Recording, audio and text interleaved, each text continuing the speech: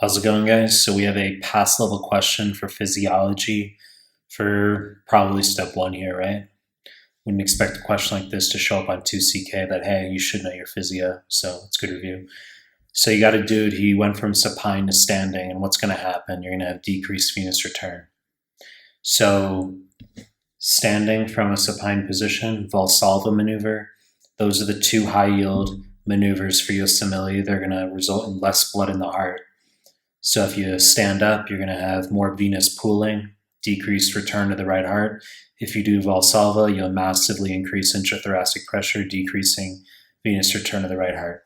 Okay, so let's first look at atrial natriuretic peptide release. Is that going to be up or down? It's going to be down, so we're looking at these bottom four answers here, not the first four answers. It's going to be a down arrow, and that's because ANP is secreted by atrial myocytes in response to increased stretch. Likewise, brain natriuretic peptide is secreted by ventricular myocytes in response to increased stretch.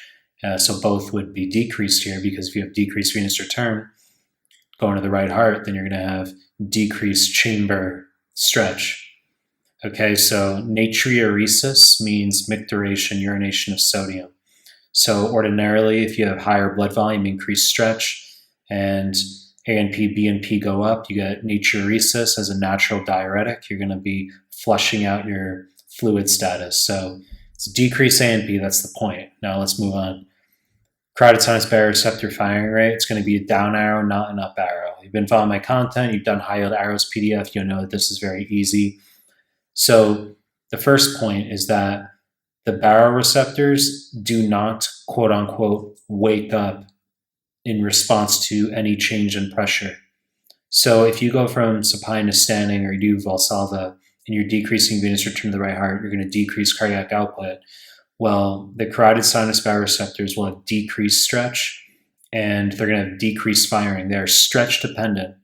Lower blood pressure, decreased cardiac output, dehydration, decreased stretch, decreased firing. Increased blood pressure, you're going to have increased stretch, increased firing. So it's a down arrow, holy shit, not an up arrow. So cranial nerve 9, glossopharyngeal afferent firing up to the solitary nucleus of the medulla.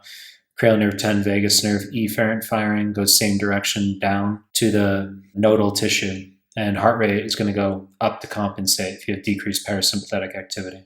Okay, and then sympathetic's the opposite. So if you have decreased firing from cranial nerve 9 going up, decreased cranial nerve 10 coming down, sympathetic's increased. Okay, so that's what you have to know so far. And then in terms of pulmonary capillary arterial pressure, well, clearly it's going to be decreased if you have decreased venous return to the right heart. Okay, you can make an argument as far as sympathetic activity and how that could influence the lungs. Well, if anything, it would constrict. Okay, so decrease flow through the pulmonary vessels and simply decrease pulmonary capillary arterial pressure. Obviously unrelated, but you got to know that if you have left heart problems, then you're going to have increased pulmonary capillary wedge pressure, but it's not something we're discussing in this clip. Choice H, correct answer.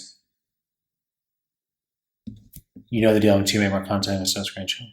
Appreciate your time. That's it.